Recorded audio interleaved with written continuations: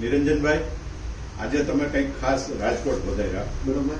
અને જ્યાં પધાર્યા જે કામે એ તો વાત જુદી છે, પણ તમે મારી ઓફિસે પધાર્યા ને એટલે મને ખૂબ આનંદ થયો કે વારંવાર ખાલી ફોન ને વોટ્સઅપ કરતા રહી નિરંજનભાઈ ને મળવા જાવું અમે ના આવી કે તમે આવી ગયા. પણ સૌથી મોટી વાત તો દિનેશભાઈ કે પ્રકૃતિની વચ્ચે જીવવું, ગૌ સેવા, સાહિત્યનું, અને તમે અદ્ભુત કામ કરો. ભવિષ્યની અનેક પેઢીઓ સુધી રેર પુસ્તકો એને શોધીને તમે ખરેખર જિજ્ઞાસુ સુધી જે પહોંચાડો છો ને, આ કામ તો અદ્ભુત છે. તમે આજે જે ભાઈની સાથે એક ઇન્ટરવ્યુ બાબતે આવ્યા હતા, હા, એ હું વાત કરું.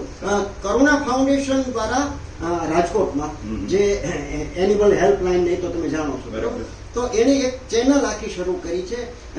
જિંદગી, આપણા જીવનના વિવિધ ક્ષેત્રોમાં જે વિશિષ્ટ પર્સનાલિટી હોય એની મુલાકાત, અને એ મુલાકાતમાં મારો દીકરો ભાર્ગવ છે, તો અમે આનંદ આશ્રમમાં જે ગો પ્રોડક્ટ્સ બનાવીએ છીએ, ખાસ કરીને એમાં હમણાં તો નવરાત્ર આવે છે તો એ લાઈવ પ્રસારણ હોય છે, અને હમણાં જ 15 મિનિટ પહેલા એ લાઈવ થયું, અમારી પોણા કલાકની મુલાકાત. તો એમાં ગાયના છાણમાંથી પ્યોર ઓર્ગેનિક, કોઈ પણ જાતના કેમિકલ વિના ધૂપ છાણા, અગરબત્તી, ધૂપ સ્ટીક, છાના ટીકડી, ધૂપ કપ, એ બધું જે આપણે કોઈ પણ જાતના બાહ્ય સુગંધ વિના બનાવીએ છીએ, જે અત્યારે આપણે આપીએ છીએ.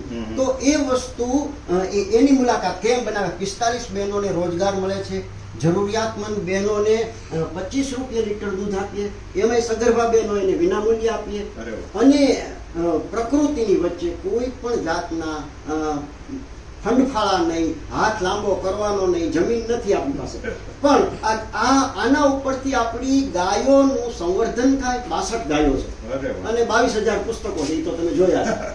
આપણા ગોંડલ થી માત્ર 6 કિલોમીટર આનંદ આશ્રમ ઘોઘાવદર. તો એમાં આપણે આજે પ્રોડક્ટ્સ બનાવીએ છીએ, અને એનું અનેક જગ્યાએ આજે તો ઓનલાઈન ઉપર સુરભિકા એમ બોલો તમે ગૂગલ ઉપર, અને એનો વિડીયોઝ મળે, કેમ બને છે, કેમ બહેનો બનાવે છે, આટલી બહેનોને રોજગાર મળે છે, અને શું કઈ રીતે બને છે, આ બધી પ્રોડક્ટ્સ. ખૂબ સરસ. તમે